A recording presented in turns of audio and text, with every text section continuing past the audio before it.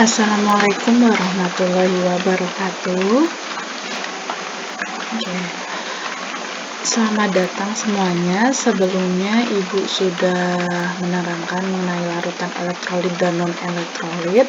Nah, pada kali ini Ibu akan menerangkan perihal tentang derajat ionisasi atau derajat disosiasi. Nah, sebelum itu Ibu mau mengingatkan terlebih dahulu tentang materi minggu lalu, yaitu larutan elektrolit dan non-elektrolit ya. Untuk larutan non-elektrolit sendiri merupakan larutan yang tidak dapat menghantarkan arus listrik. Sedangkan untuk larutan elektrolit, nah di sini dibagi menjadi dua, di mana larutan elektrolit di sini bisa menghantarkan arus listrik.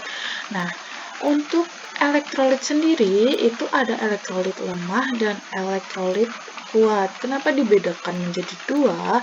Yaitu berdasarkan pengionisasi atau daya hantar yang dilakukan oleh larutan tersebut. Nah, kedua larutan elektrolit ini memiliki daya hantar yang berbeda. Daya hantar tersebut disebut sebagai derajat ionisasi. Nah, kemudian derajat ionisasi itu yang seperti apa sih, Bu? Oke, Ibu akan jelaskan ya. Untuk derajat ionisasi, pengertiannya yaitu perbandingan jumlah mol zat terionisasi dengan jumlah mol zat mula-mula. Untuk rumusnya, kalian bisa perhatikan di sini sudah Ibu tuliskan rumusnya, yaitu derajat ionisasi disimbolkan sebagai alfa, yang mana alfa sama dengan jumlah mol terionisasi atau jumlah mol zat mula-mula. Untuk lebih gampangnya, kalian bisa gunakan dengan istilah untuk alfa sama dengan jumlah mol yang terpesona dibagi dengan jumlah mol zat mula-mula. Dan untuk catatan buat kalian, di sini nilai alfa dibagi menjadi 3 kategori ya, yaitu jika alfa sama dengan 0, kemudian yang kedua yaitu alfa lebih besar dari 0 dan kurang dari 1, dan yang ketiga alfa sama dengan 0. Nah, untuk yang alfa sama dengan 1 di sini alfa sama dengan 1, maka zat tersebut terionisasi sempurna atau terpesona seluruhnya. Oke, untuk contohnya berarti dia merupakan elektrolit kuat, karena semakin besar nilai alfa, semakin besar dia dapat menghantarkan arus listrik, sehingga dia mengalami ionisasi sempurna atau dia terpesona seluruhnya. Kemudian, jika alfanya kurang dari 1 bagaimana?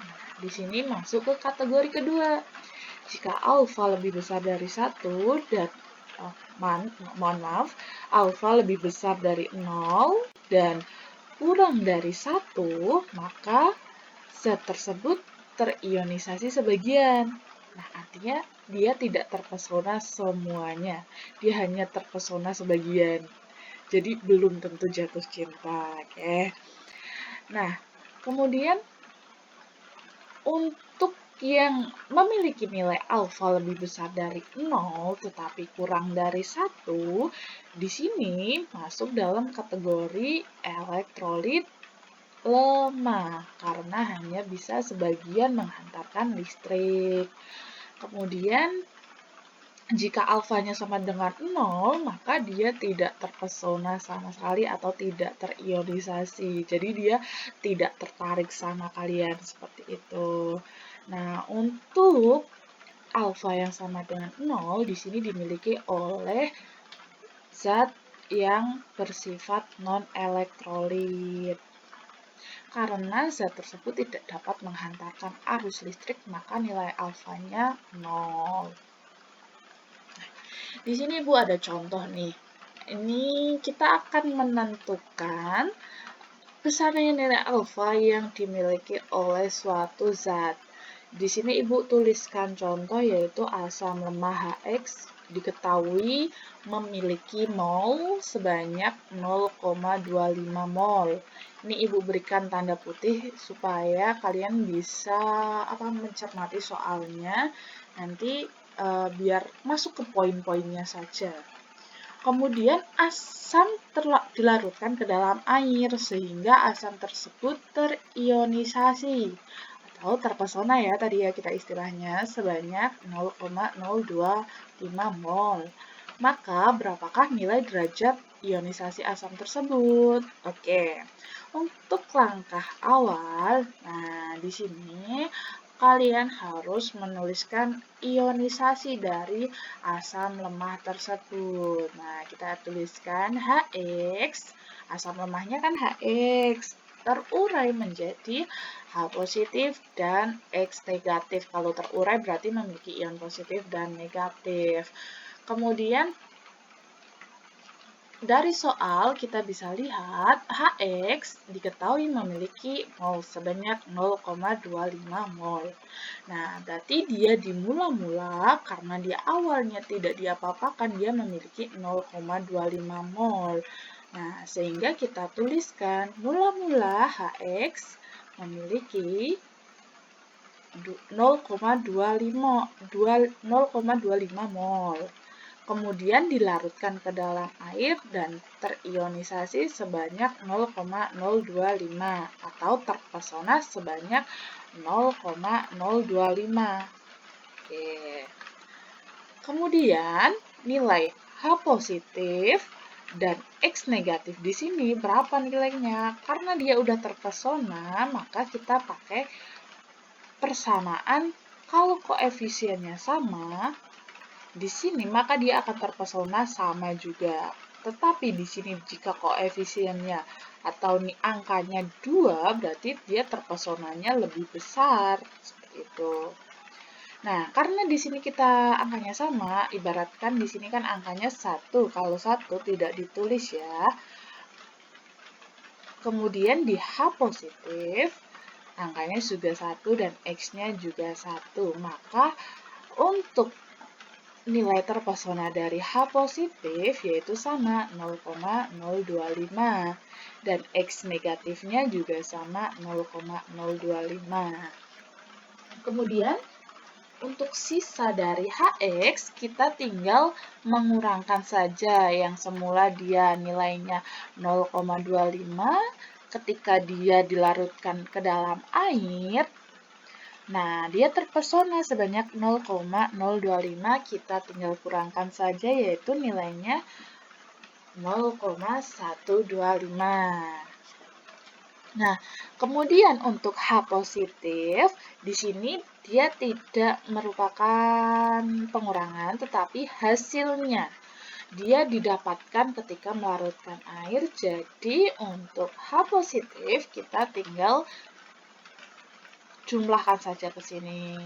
Nah, istilahnya kita turunkan saja di sisa seperti itu. Untuk X-nya juga sama. Kalau dia di sebelah kanan anak panel, artinya dia merupakan hasil. Jadi tidak perlu dikurangi, langsung diturunkan saja. Nilainya 0,025. Oke, itu untuk urutan pengerjaannya. Nah, untuk nilai alfanya, kita bisa tuliskan bahwa alfa sama dengan jumlah mol zat terpesona dibagi dengan jumlah zat mol mula-mula. Nah, kita ketahui bahwa zat yang terpesona sebanyak 0,25 dan yang mula-mula sebanyak 0,25. Sehingga kita bisa langsung coret saja. Nah, didapatkan 0,1 dibagi dengan 1, hasilnya 0,1. 0,1 tadi masuk ke dalam alfa sama dengan berapa? Alfa sama dengan lebih besar dari 0 dan kurang dari 1, sehingga untuk asamnya termasuk ke dalam elektrolit lemah, seperti itu.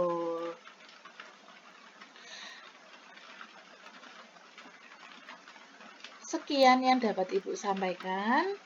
Jika ada pertanyaan, silakan bertanya melalui WA Group ya.